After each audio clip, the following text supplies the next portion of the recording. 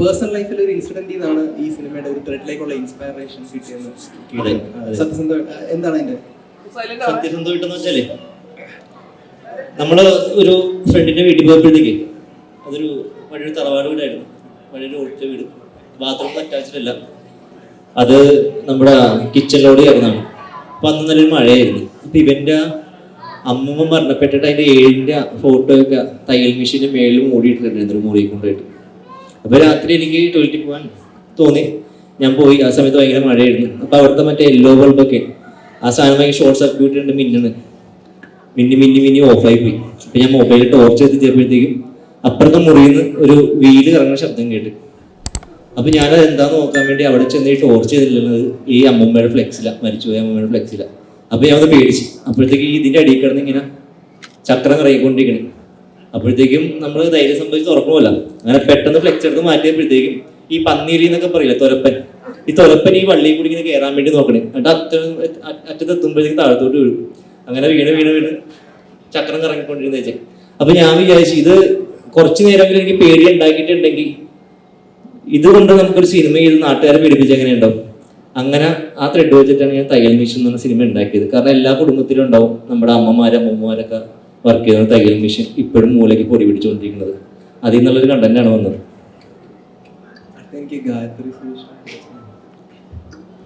ഇതുവരെയുള്ള ഫിലിമോഗ്രഫിയിൽ ഒരു horror genre ആദ്യമായിട്ടില്ല. അപ്പം അതിനെ എങ്ങനെ നോക്കിക്കാണുന്നു?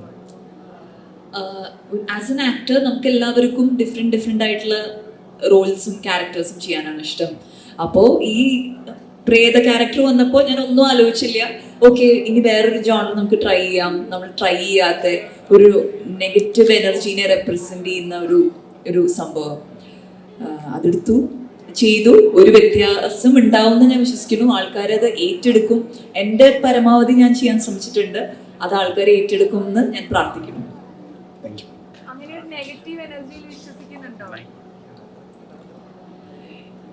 ഉണ്ട്, നെഗറ്റീവ് എനർജിയിൽ വിശ്വസിക്കുന്നുണ്ട്. പോസിറ്റീവ് ഉണ്ടെങ്കിൽ നെഗറ്റീവ് ഉണ്ടാവും തന്നെയാണ് ഞാൻ ഉറച്ചു വിശ്വസിക്കുന്നത്.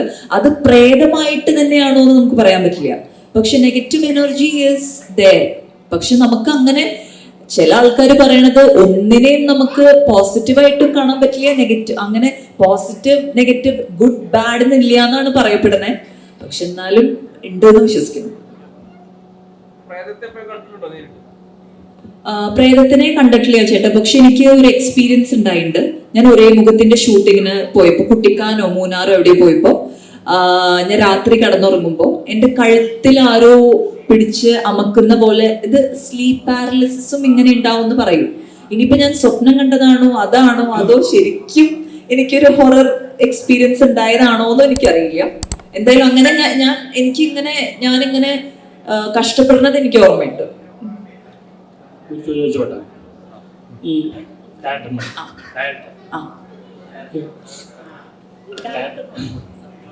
ഒരു സിനിമയുടെ എന്റർടൈൻമെന്റ് മാത്രമാണോ അല്ലെങ്കിൽ മെസ്സേജും കൊടുക്കണമുണ്ടോ? എന്റർടൈൻമെന്റ് മാത്രമാണ് ഒരു സിനിമയുടെ ലക്ഷ്യം? എന്റർടൈൻമെന്റ് മാത്രമാണ് സിനിമയുടെ ലക്ഷ്യം? എന്റർടൈൻമെന്റ് മാത്രമല്ല, ബിസിനസ് കൂടിയാണ്. മെസ്സേജ് വേണമെന്നുണ്ടോ? മെസ്സേജ് ഉണ്ടാവും, തീർച്ചയായിട്ടും.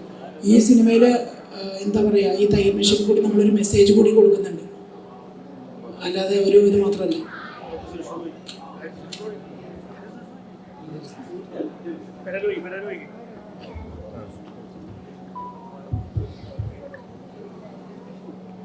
ഇതില് റൈറ്റർ പറഞ്ഞു അമ്മൂമ്മയെ പ്രേതമായിട്ട് കണ്ടെന്നാണ് പറഞ്ഞത്. അപ്പൊ ഇതില് ആ ഗായത്രി അമ്മൂമ്മയായിട്ടാണോ? അല്ലല്ലോ, കേൾക്കുന്നുണ്ടോ? അമ്മൂമ്മയായിട്ടല്ല, പക്ഷെ ഒരു അമ്മയായിട്ടാണ്. എന്റെ എന്താ പറയാ, മോളായിട്ട് ജ്വല്ലാണ്. ഇവിടെ വന്നില്ലേ 2 കുട്ടികൾ, അതിലൊരു കുട്ടിയാണ് എന്റെ മോളായിട്ട് അഭിനയിക്കുന്നത്. ഹലോ, ചേട്ടൻ ഒരുപാട് പടങ്ങളില് നെഗറ്റീവ് ഷെയ്ഡുള്ള കഥാപാത്രം ചെയ്തിട്ടുണ്ട്. പക്ഷെ തയ്യൽ മിഷൻ സിനിമയിലേക്ക് വരുമ്പോൾ ആ കഥാപാത്രം എത്ര വിലയിരുത്തുന്നു? നേരെ തിരിച്ചാണ്.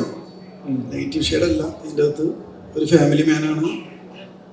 ചേട്ടന് ഈ ഫുൾ ലെങ്ത് പോസ്റ്ററൊന്നും കാണാറില്ല, നായകന്മാരുടെ കൂടെ നിൽക്കുന്ന ഒരു സംഭവം കാണാറുള്ളൂ. ഇന്ന് വ്യത്യസ്തമായിട്ടുള്ളൊരു പോസ്റ്ററാണ് സുരേഷ് ബാബു നടത്തുമ്പോൾ ചെയ്തിരിക്കുന്നത്. അതെന്ത് ഇങ്ങനെ തോന്നുന്നു? വ്യത്യസ്ത നല്ല കാര്യമല്ലേ? ആണല്ലേ, നല്ല കാര്യമല്ലേ? അടുത്ത കാര്യത്തിനോട് തുടങ്ങും. സാധാരണ പടങ്ങൾ ചെയ്യുമ്പോഴുള്ള എക്സ്പീരിയൻസ് നിന്നും ഈ തയ്യൽ മിഷനിലേക്ക് ജമിനാപ്പയിലാണ് തുടക്കം. ആ ഒരു കോമഡി മൂവി ആയിരുന്നു.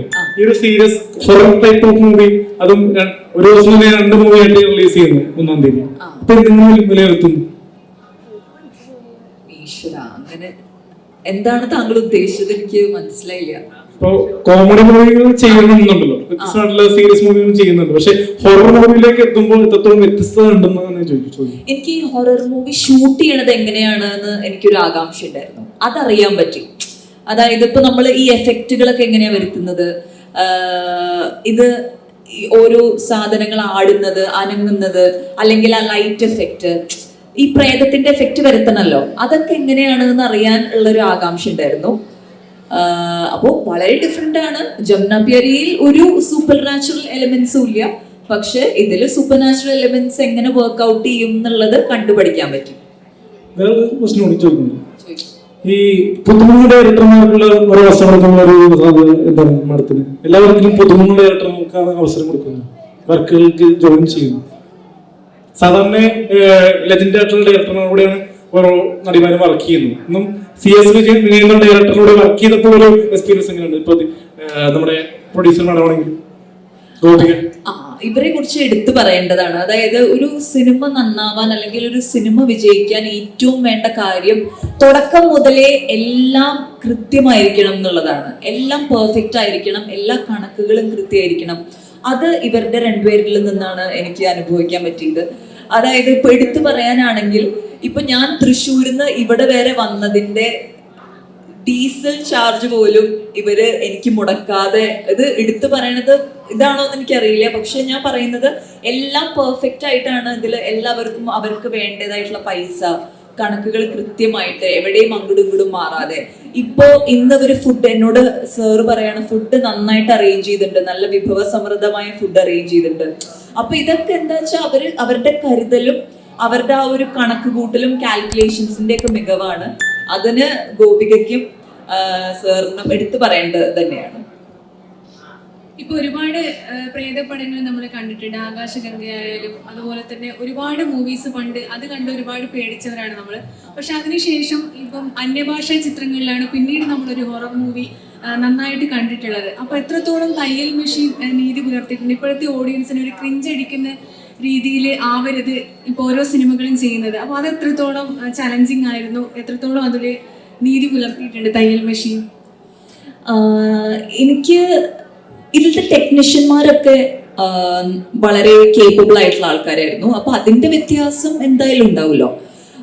പിന്നെ ഇതിന്റെ ഏറ്റവും വലിയ എടുത്തു പറയേണ്ട കാര്യം, ഒരു പണ്ടത്തെ എലമെന്റ് ഇതിലേക്ക് വന്നിട്ടുണ്ട്.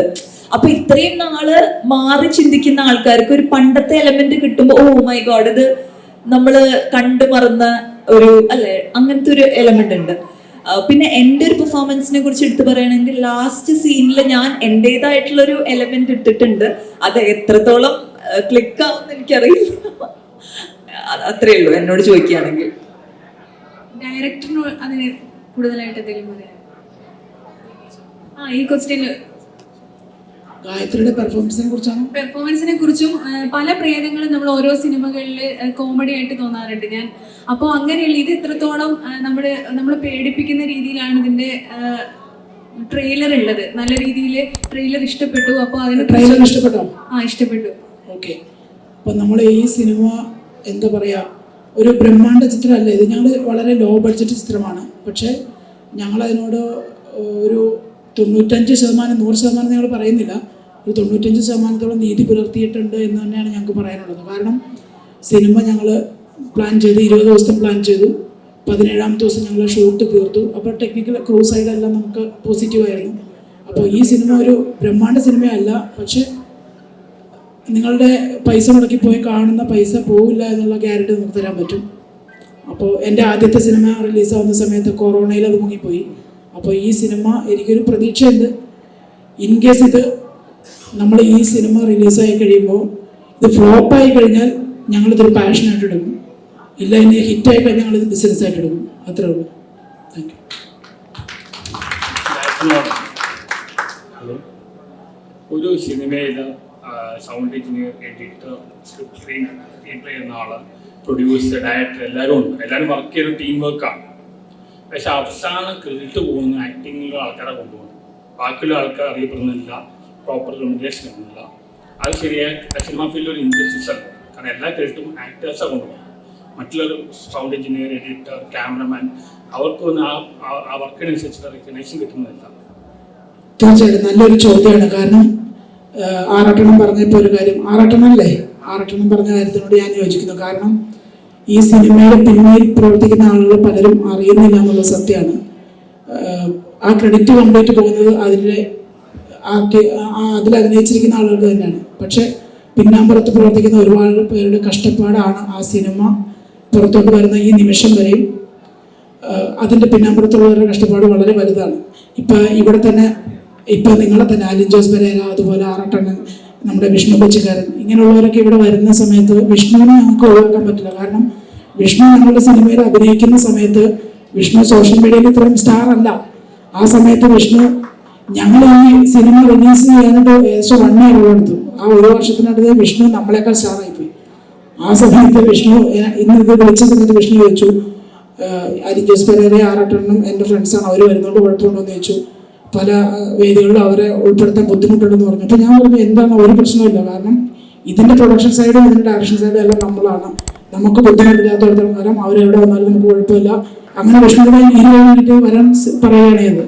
അപ്പോൾ നമ്മളുടെ ഭാഗത്ത് നിങ്ങൾ ഇവിടെ വന്നപ്പോൾ നമ്മളത് നിങ്ങളെ ആ രീതിയിൽ തന്നെ സ്വീകരിച്ചു എന്നുള്ളതാണ് ഞങ്ങൾക്കും തോന്നിയിട്ടുള്ളത്. പ്രേതങ്ങൾ പൊതുവെ വെള്ളസാരി കൊടുത്തിട്ടാണ് വരാറ്. ഡയറക്ടറിനോട് പ്രേതങ്ങൾ പൊതുവെ വെള്ളസാരിയാണ് അല്ലെങ്കിൽ വെള്ള വസ്ത്രങ്ങളാണ്, ഇതിലെന്താണ് ചുവന്ന സാരി കൊടുത്തത്? എല്ലാ ഹൊറർ സിനിമയും വെള്ളസാരിയിലാണല്ലോ. അപ്പോൾ ഒരു ചേഞ്ച് ആവട്ടെ എന്ന് വിചാരിച്ചു, റെഡ് ആക്കാന്ന് വിചാരിച്ചു, അത്രേ ഉള്ളൂ. ഈ പ്രേതം കുറച്ച് ക്രൂവലായിട്ടാണോ ഈ ചോറിന്റെ കളറുള്ള ചോപ്പ് ഇട്ടത്? ക്രൂവലാണോ പ്രേതം? ക്രൂവലാണെന്നുള്ളത് ഞാനല്ലല്ലോ പറയേണ്ടത്.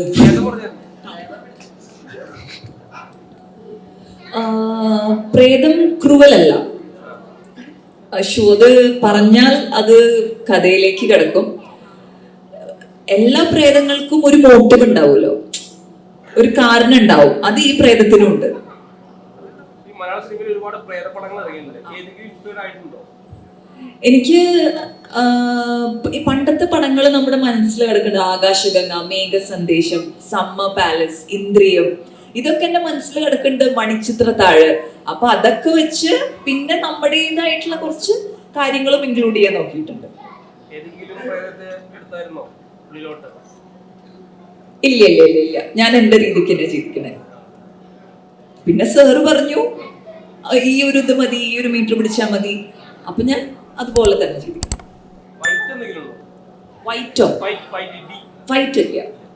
ഫൈറ്റ് ഇല്ല, അതില് കൂടുതലും വേണ്ട, പറയുന്നില്ല.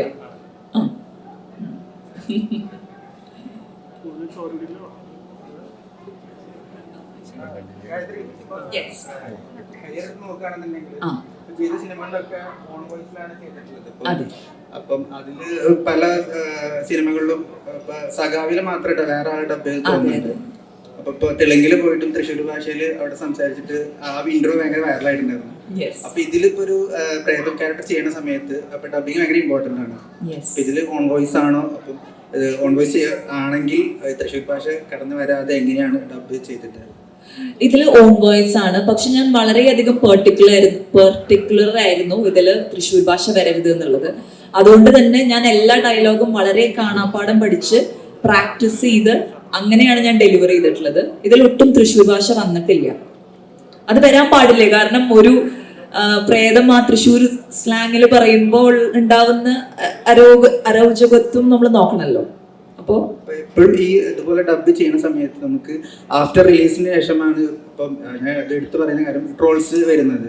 അപ്പൊ എപ്പോഴെങ്കിലും അങ്ങനെ ഇത് തൃശ്ശൂർ ഭാഷ വരാതെ ഡബ് ചെയ്യുന്ന സമയത്ത് ഒരു ട്രോള് വരും, ഈ ആഫ്റ്റർ റിലീസിന് ശേഷം ഒരു ട്രോള് വരും എന്നുള്ളൊരു പേടി ഉണ്ടായിരുന്നു? ഇല്ല, ആ റോളൊക്കെ പിന്നെയും എന്താ പറയാ, സാധാരണ ആൾക്കാരുടെ റോൾസ് ആണല്ലോ. അപ്പോൾ ഡയറക്ടേഴ്സ് ഒക്കെ പറയും എന്റെ പോലെ തന്നെ സംസാരിച്ചാൽ മതി എന്നുള്ളത്. പക്ഷെ ഇതിൽ വന്നപ്പോൾ പ്രേതമാണ്. അപ്പൊ ഇതിൽ നമുക്ക് തൃശ്ശൂർ ഭാഷ പറ്റില്ല. പക്ഷെ ബാക്കിയുള്ള സിനിമകളിലൊക്കെ അടുത്ത വീട്ടിലത്തെ പെൺകുട്ടി അങ്ങനെയൊക്കെ ആയതുകൊണ്ട് തൃശ്ശൂർ ഭാഷയായാലും കുഴപ്പമില്ല. പക്ഷേ ആ തെലുങ്ക് സിനിമയിലൊക്കെ ഡബ് ചെയ്തപ്പോൾ ട്രോള് വരുന്നത് ഞാൻ അങ്ങനെ പേടിക്കാറില്ല. It's a part and parcel of the industry, അത്രയേ ഞാൻ കാണാറുള്ളൂ.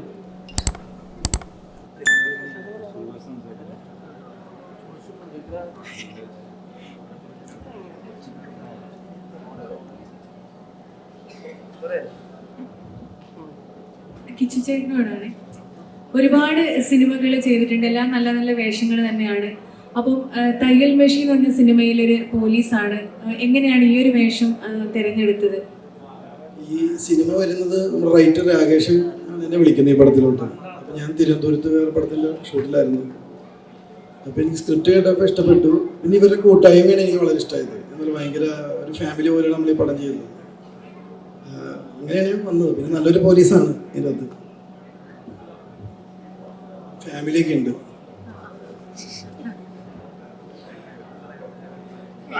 റൊമാൻസ് ഉണ്ടോ?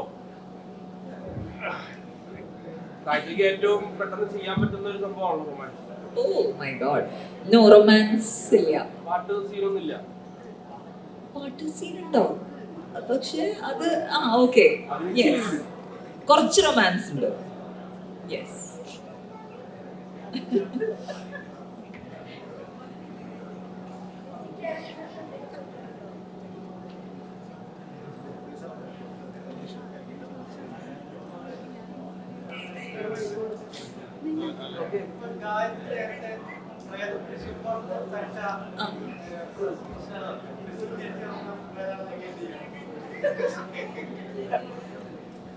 നമ്മൾ ഇതുവരെ അങ്ങനെ കണ്ടിട്ടില്ലല്ലോ. വേണമെങ്കിൽ അങ്ങനത്തെ സൃഷ്ടികൾ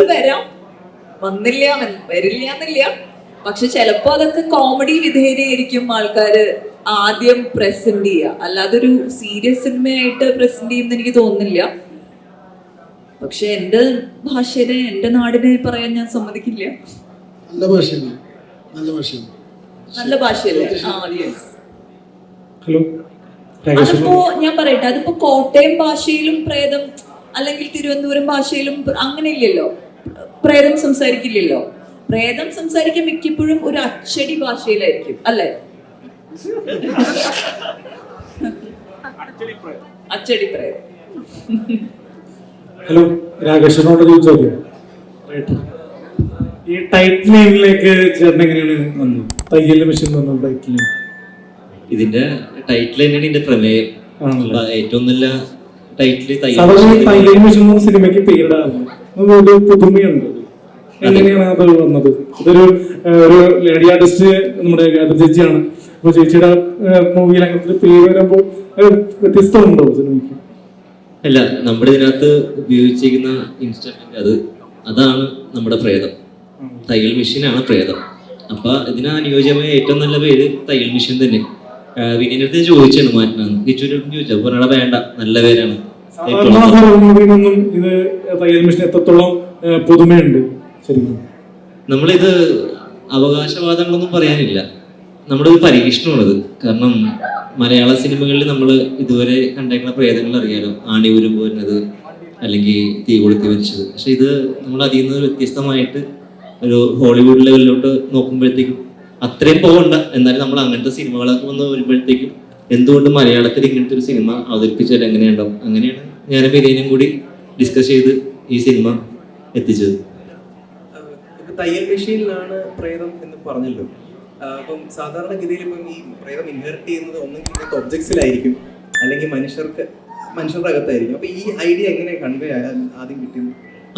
നമുക്ക് ഭയം എന്ന് പറഞ്ഞ സാധനം വരുന്നത് കാഴ്ച ഉണ്ടെങ്കിൽ കേൾവി ഉണ്ടെങ്കിൽ മാത്രമേ ഭയമുള്ളൂ. കണ്ണ് കാണാത്തവനും ചെവി കേൾക്കാത്തവനും ഒരിക്കലും ഭയക്കേണ്ട കാര്യമില്ല. ഒന്ന് സൗണ്ട് എഫക്റ്റ്, അടുത്ത വിഷ്വൽ എഫക്റ്റ്. അപ്പൊ എനിക്ക് കിട്ടിയത് സൗണ്ട് എഫക്റ്റിലൂടെ. അപ്പൊ പിന്നെ അത് വിഷ്വൽ എഫക്റ്റ് ആയിട്ട് അത് ഇരുട്ടിലായിരുന്നു. അപ്പൊ അങ്ങനെയാണ്.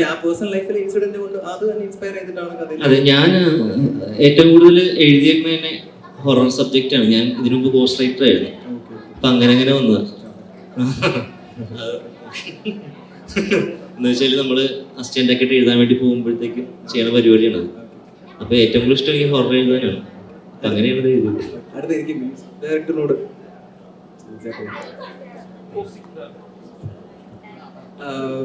ഒരു ഹൊറർ ജോണറിൽ മ്യൂസിക് കമ്പോസ് ചെയ്യുന്നത് ചലഞ്ചിങ് ആയിരുന്നു. ആദ്യ സിനിമ തന്നെ ഒരു ഹൊറർ ജോണറിലെ മ്യൂസിക് ആണ് പറഞ്ഞ പോലെ ചെയ്തത്. ചലഞ്ചിങ് ആയിരുന്നു എന്ന് ചോദിച്ചാൽ തീർച്ചയായിട്ടും അതെ. രാകേഷ് ചേട്ടനാണ് എന്നെ നേരത്തെ പറഞ്ഞ പോലെ ഈ സിനിമയിലേക്ക് ഇൻട്രൊഡ്യൂസ് ചെയ്യുന്നത്. അപ്പോൾ ഞാനിങ്ങനെ ഈ സബ്ജക്റ്റ് എന്നോട് പറഞ്ഞപ്പോൾ തന്നെ മനസ്സിലിങ്ങനെ ഓരോന്ന് കാൽക്കുലേറ്റ് ചെയ്തല്ല, മീൻസ് ഡേറ്റേഴ്സിനും ഒരു കാൽക്കുലേഷൻ ഉണ്ടാവും. അതിൻ്റെ ഭാഗമായിട്ട് ഇങ്ങനെ പിന്നെ നേരത്തെ ചേട്ടൻ പറഞ്ഞ പോലെ ശബ്ദം കേൾക്കാത്ത ഒരാൾക്ക് ഒരിക്കലും പേടി ഉണ്ടാവില്ല. നമുക്കിപ്പോൾ ഒരു പ്രേതത്തിനെ ഒരു 10 സെക്കൻഡ് കണ്ടിന്യൂസ് ആയിട്ട് ഒരു പ്രേതത്തെ കണ്ട് ആരും പേടിക്കില്ല. ഫസ്റ്റ് ആദ്യത്തെ സെക്കൻഡിൽ ഒരു പ്രേതത്തിന് ഒരു മനുഷ്യനെ പെട്ടെന്ന് കാണുമ്പോഴേ നമ്മൾ പേടിക്കുള്ളൂ. പിന്നെയുള്ള സെക്കൻഡിൽ നമ്മളത് അതുമായിട്ട് യൂസ്ഡ് ആവും. അതുകൊണ്ടുള്ള എന്താ പറയുക, ബാക്ക്ഗ്രൗണ്ട് മ്യൂസിക്കിന്റെ കാൽക്കുലേഷൻസും കാര്യങ്ങളൊക്കെ ഉണ്ടായിരുന്നു. ഒരുവിധം വർക്കൗട്ടായി എന്ന് വിചാരിക്കുന്നു. ബാക്കി സിനിമ കണ്ടിട്ട് നിങ്ങൾ തീരുമാനിക്കും.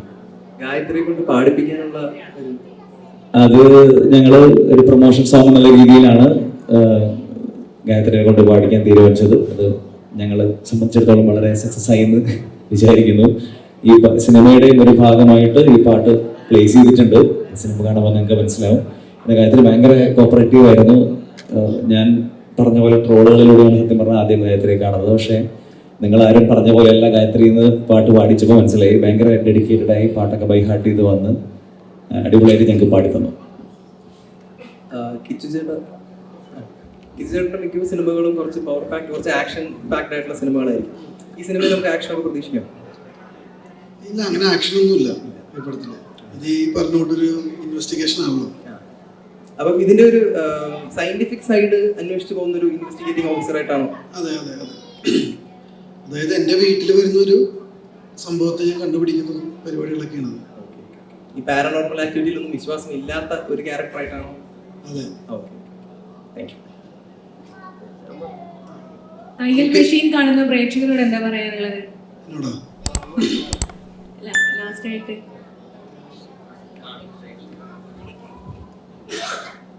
എന്തായാലും ഈ പടം നിരാശ ഉണ്ടാക്കില്ല നിങ്ങൾക്ക്. നമ്മൾ ഹൊറർ പടത്തിൽ നിന്ന് ഒരു വ്യത്യസ്തമായ രീതിയിൽ തന്നെയാണ് ഷൂട്ട് ചെയ്തത്. രാകേഷ് പറഞ്ഞ പോലെ ഒരു ഹോളിവുഡ് ലെവലിൽ എത്തിയില്ലെങ്കിലും അതിൻ്റെ പല മേഖലകളും നമ്മൾ ട്രീറ്റ് ചെയ്തിട്ടുണ്ട്. എന്തായാലും വേറിട്ടൊരു എക്സ്പീരിയൻസ് ആയിരിക്കും. എല്ലാവരും പടം കാണണം. Thank you. സംസാരിക്കാത്ത ലാസ്റ്റ് എന്താ പ്രേക്ഷകരോട് പറയാനുള്ളത്? എല്ലാവരോടും പറയാനുള്ളത് സിനിമ പോയി കാണണം, നിങ്ങളുടെ എക്സ്പീരിയൻസ് പറയണം.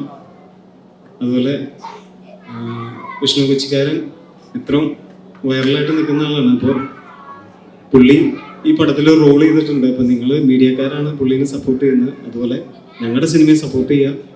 എല്ലാവരും പോയി പടം കണ്ടിട്ട് അഭിപ്രായം പറയട്ടെ. അത്രേ ഉള്ളൂ പറയാനുള്ളൂ. വേറെ പ്രത്യേകിച്ചൊന്നുമില്ല. പടം കണ്ടിട്ട് പറയാം.